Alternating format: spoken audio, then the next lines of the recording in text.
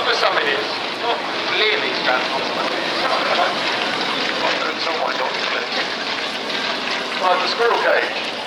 Going around a loop at the horizontal way, just following each other. Of course, speed changes as you go up the loop, and you accelerate on the way down, gravity helps on the way up and slow down.